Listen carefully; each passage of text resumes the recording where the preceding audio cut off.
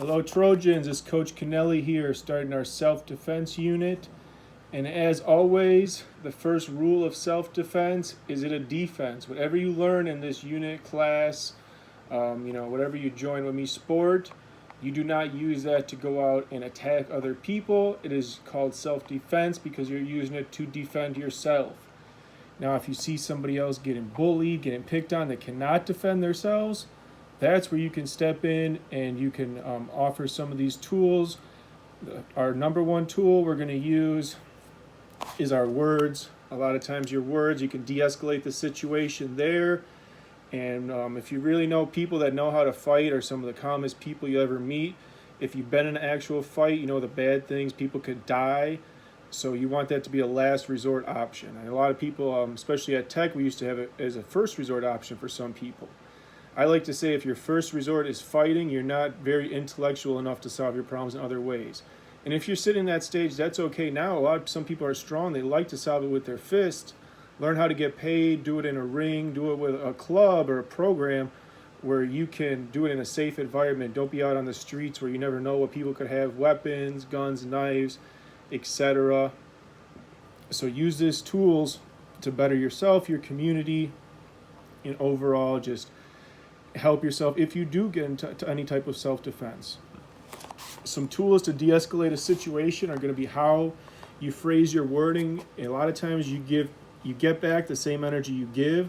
So if you come into a situation, hey, what y'all doing? Shut that, and you start swearing and going crazy, you're going to get a crazy reaction. If you go, hey, what's going on? I don't like the way you're treating him or her.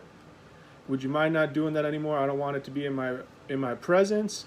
To me, that's considered bullying. And then the person could either stop, walk away, say F you, or, they might escalate the situation, but it's your job to try to bring it down because we want a balance. We don't want a crazy a fight in our life all the time. And it's harder to do it with other people. People you love, de-escalation is the hardest, but these are tools we want to learn and practice every day. So if your de-escalation doesn't work, and we'll get deeper in that in other units, now we're going to go through some hand-to-hand combat skills that you might be able to use to defend yourself. So the first, I'll start to throw some kicks. A kick, I got more range than a punch. If you see this, my friend Cornelius. Cornelius, say hi. He's a Bulgarian dummy. Not made mostly for wrestling, but we'll use it right now for combat. And I'll show some hits on him. So the first thing you know, when something's going down, you assess the threat level. This person's attacking me. Now it's fight or flight. If I'm flight, I want to figure out a way. Right now, this way is into the wall. Going over here is not good. If I go over here, there's not a wall. If I go back, there's no exit. My door is this way. So if I flight, I'm gone. Hopefully I'm faster than the person chasing me, or at least not the slowest person in my group, so I can get away. Flight is a fine option. No problem choosing that more often than not. Every once in a while, flight will not be an option. You will have to fight. Notice my arm is yay far. My leg is this far. I'm out the frame. So if I want to engage somebody, I go check with my leg before I can come with my fist, most likely, depending on my skill set. A good place, not many people expect an attack, is a leg kick. So if you just want to check somebody, a quick leg kick, keeping your hands up. I'm not going to leg kick and stay down, because then Cornelius is going to jack me in the face. But if I want to check, I have my legs up, leg kick, I could then use flight or fight depending on how that leg kick goes. When I do my kick, I'm going to turn over my hip and really get my shin bone on top. I'm doing a side kick. I'm going to come all the way around. I'm not doing a straight forward front kick. That is actually another great way. If you really want some space, you could front kick somebody straight in the chest, push away. Now you have a little bit more room between your opponent and yourself. We can also go the other way with leg kicks. Then, if somebody's attacking their legs, we're going to work in quadrants. Quadrant 2, midsection. So I come here, body. Once again, I'm coming and extending my hip into the kick, over the top. A fast one from the side.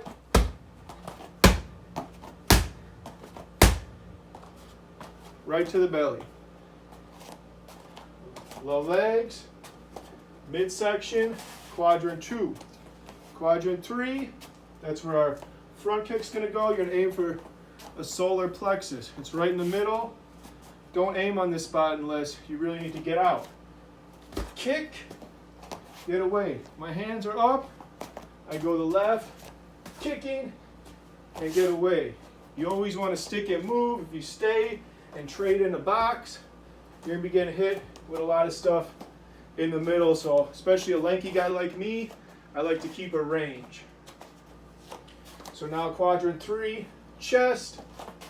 Quadrant 4 is the head. You could come up, head kick, question mark, and depending on your flexibility, we'll see where you can get these different attacks. Another strike you could use, knees to the quadrant. You know, always we have our fists as well. We need to punch to get away. I'm taking my knuckle, turning my shoulder over, trying to go through my target and practicing the move. My arm I'm using to punch has that foot back. If foot's forward, that's a jab, that's okay. But I'm gonna get a little more power coming over the top. You wanna make sure you're not swinging crazy where somebody could really hurt you. Now if somebody is coming up on you, there's a few options you could do. I can't do some big throws. When I bring the dummy up, it hits the ceiling. So I'll do a couple basic attacks. If this person is coming at me, the easiest way for me to avoid it will be change my level like this. I'm changed like an elevator with my chest up, rear end down, head up. I'm not going like this because then suplex will just come on top of me and own me. But as this person comes, I'm going to lower my level and I'm going to hug both legs. My head's on the outside, I'm going to pull it to me and move my feet right through. Then you're on top. You can hold this person down till help comes. There's submissions. You don't want to strike or really injure a grounded opponent. By this time, you've got them in an advantage position. You want to hold this person till help comes, but that's an attack number 1. That's called a double leg takedown. Sometimes going low won't work. They'll block. So I got to come up high. So now I will hug, and we'll do a hip toss where I step through, and we'll pull over my hip, right down. From there again, I'm going to hold the dummy until somebody comes to get me. Some finer points, as you're holding somebody down, you need some weight on top. So if I'm trying to hold the person down like this, they can come right up, easy. I have my chest on top of them, my legs back. I got good to move. They can't get out as easy. I could really lock up a head and arm, lock. Now I'm gonna hold here, not choke the person out, but this is a good hold that if you get in a conflict until help comes for you. What you don't do if you're not having chest to chest, you're over the top, this person could roll you, and then they might not have the same self-defense training that you have, so they might start doing strikes or whatever could happen when they get on top of you. So you don't want to let the person on top of you. When you are on top, also you need to look around. So keep your head on a swivel, especially if it's a fight. If this happens in school, you got to take somebody down, you're holding them until safety comes.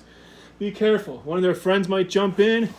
You got some elbows to throw back up, or you can easily turn around and be able to use some grappling. There's some skills from your back and different types of things, but just be aware that it's always not a one-on-one if there's groups of people. Sometimes people jump in. The last lesson will be what to do if somebody's on top of you. So I call it worst to best. If I'm on my back, they're on top of me. So he's got the head and arm. Right now the dummy is in an advantage position. I'm trying to roll and get out. They got good form. I can't. I try to get my legs up. Legs can't get there. I could do a couple of these, but if somebody's really strong and knows what they're doing, these are not going to phase them. If you're watching UFC fights, they hurt, they make a difference. It's putting pennies in the bank. They'll pay off later, but it's going to be hard to stop an assailant with that. So if I can't get off pushing up and over, I'm going to try to get my hip down and go back in. And if I can reverse it like that, that's easiest. If I can't, I'm going to try to slide one arm loose and get to my belly. And for my belly, I need to watch head strikes. So I'm going to start moving right away on the belly. I'm moving. I'm not going to do a push-up because some of you kids can't do a push-up on your own. So I'm going to use my elbows first, bring my knees up. I'm going to start to get up and get to where I need to be. So those are a few basic techniques of self-defense. Maybe you could share some of your own with me. If you're interested in this type of stuff, I can go very in-depth with a variety of martial arts. Wrestling is done through the school, but there's several options we could do, and you could have a lot of fun with these things as well. And if you do enjoy combat sports, don't fight for free on the streets and the schools. Take some time, get paid for a skill that you have. So thank you for watching. And remember, the number one rule of self-defense is it is used for defense. Peace. Much love to you.